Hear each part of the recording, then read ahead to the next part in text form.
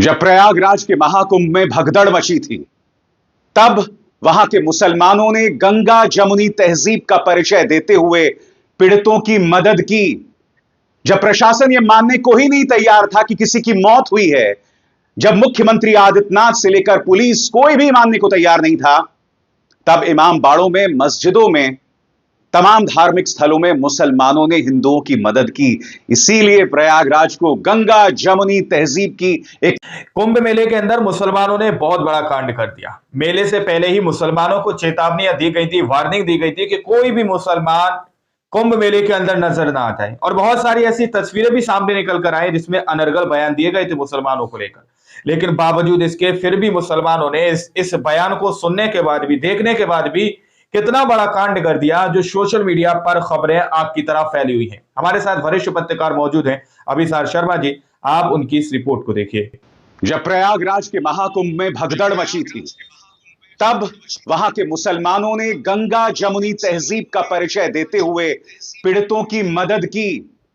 जब प्रशासन यह मानने को ही नहीं तैयार था कि किसी की मौत हुई है, जब मुख्यमंत्री आदित्यनाथ से लेकर पुलिस कोई भी मानने को तैयार नहीं था, तब इमाम बाड़ों में, मस्जिदों में, तमाम धार्मिक स्थलों में मुसलमानों ने हिंदुओं की मदद की।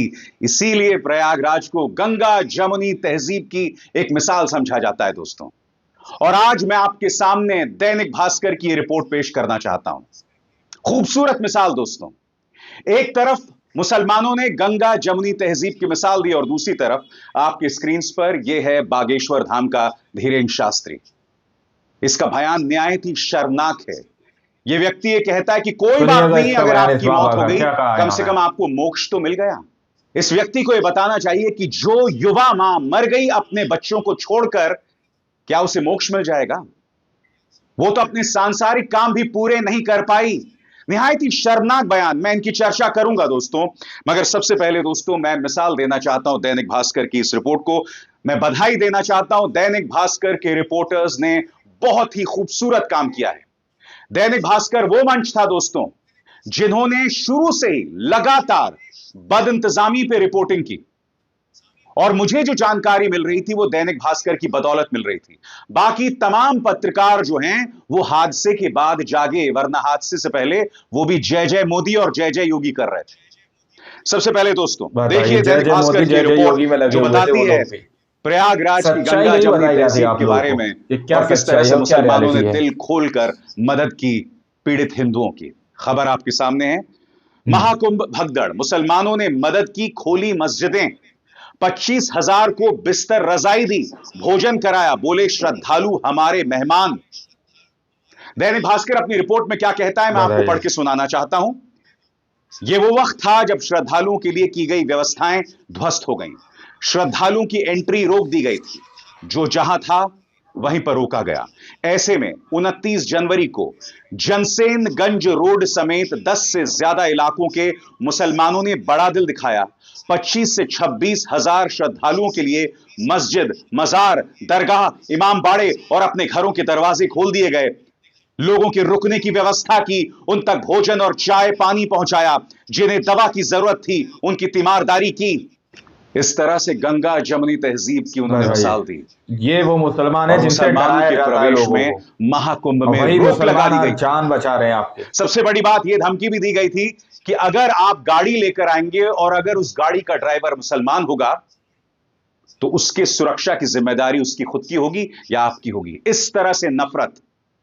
मगर आज वो मुसलमान मदद कर रहे हैं। सबसे पहले इमाम साहब किस तरह से पानी बांट रहे हैं दोस्तों, इसका वीडियो देखते हैं।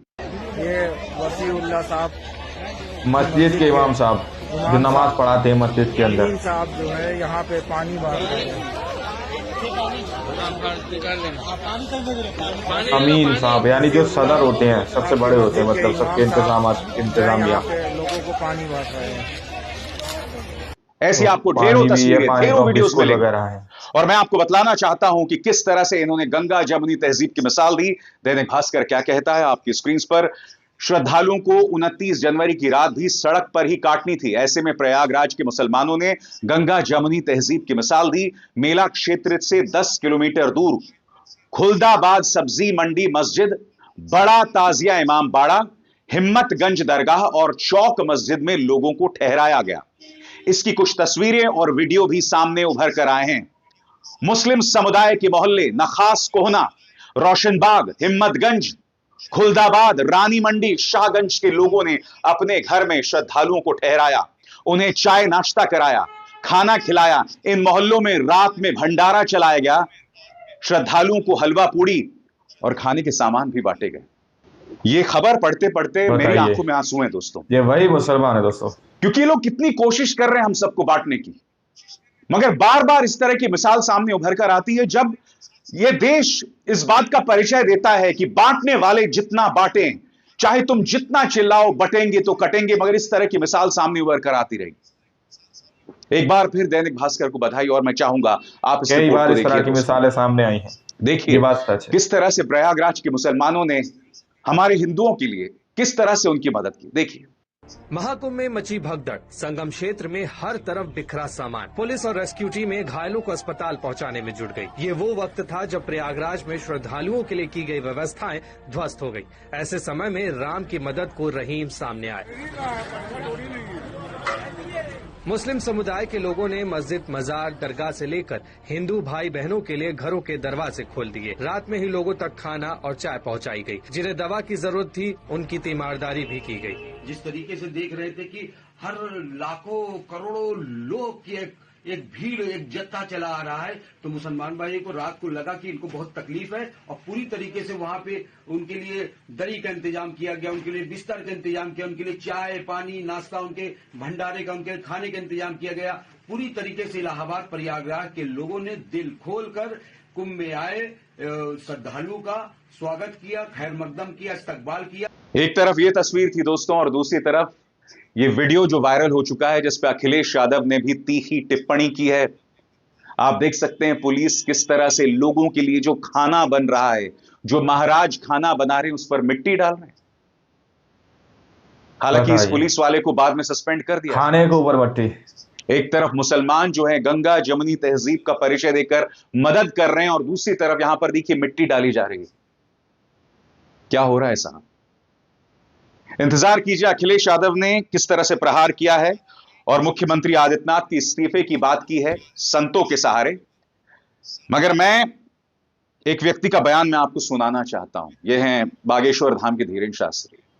पहले सुनिए ध्यान से, धीरेन्द्र कृष्ण शास्त्री कहते हैं वो लोग मरे नहीं है, उन्हें मोक्ष मिला है। यह बयान है उनका। विस्तार से ध्यान से सुनिए ये सज्जन क्या कह रहे हैं।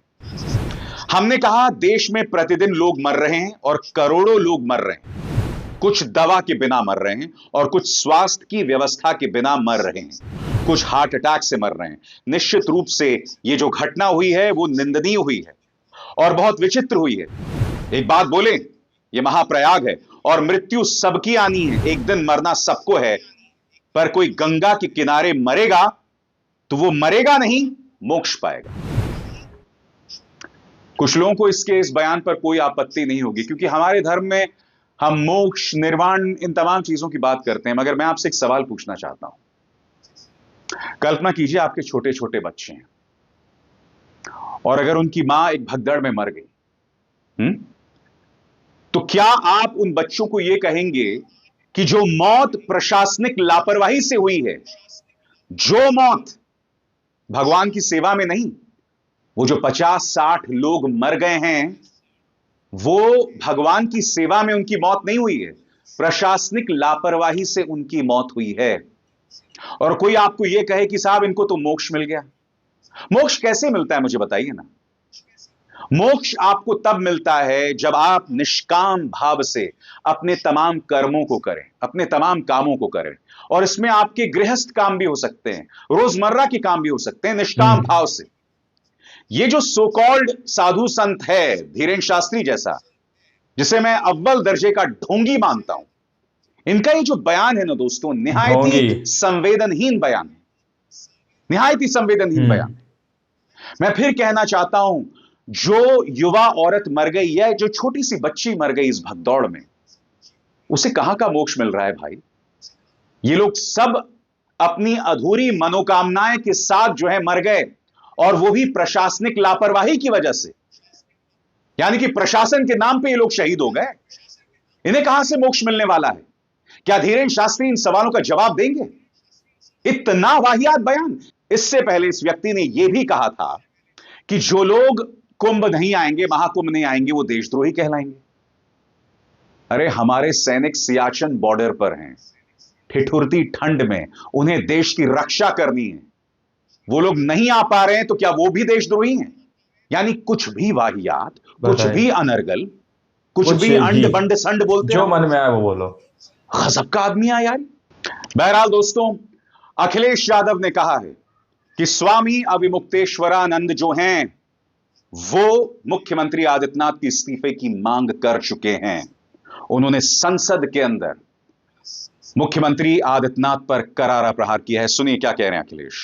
सरकार अपनी नाकामी छिपा रही है और सबसे बड़ी बात है जो अभी भी लोग फंसे हैं सड़कों पर, उनका इंतजाम करें, डीजल पेट्रोल का इंतजाम करें, उन्हें सुरक्षित पहुंचाने का इंतजाम करें। जब आपने प्रचार इतना किया तो इंतजाम क्या किया? अब तो साधु संत भी कहने लगे आप झूठे हैं।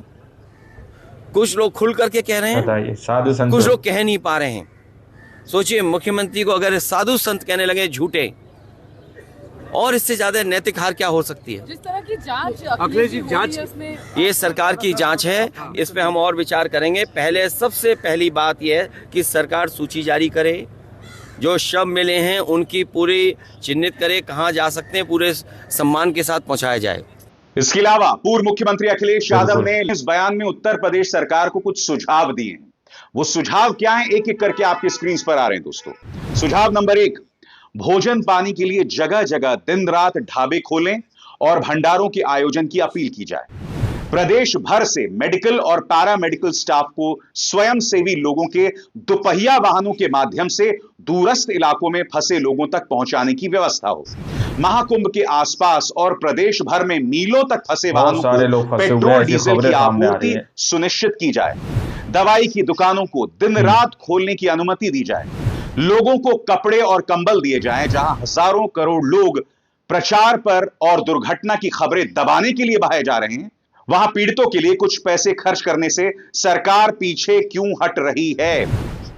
दोस्तों, इसमें दो राय नहीं है। जब 2013 में महाकुंभ में रेलवे प्लेटफॉर्म पर एक हादसा हुआ, दोस्तों आप लोगों ने इस वीडियो को शुरू से आखिर तक देखा। वीडियो के अंदर साफ तौर पर बात की गई कि किस तरह से मुसलमानों ने कुंभ मेले के अंदर जब भगदड़ मची, दोस्तों दावा किया जा रहा है कि प्रशासन के अंडर, यानी उसके पूरी तरह से उस चीज से बाहर हो गया, तो उसके बाद मुसलमानों ने अपनी मस्जिदें, खानकाएं, दरगाहें, अपने घर, अपने इमाम बाड़े सब खोल दिए श्रद्धालुओं के लिए।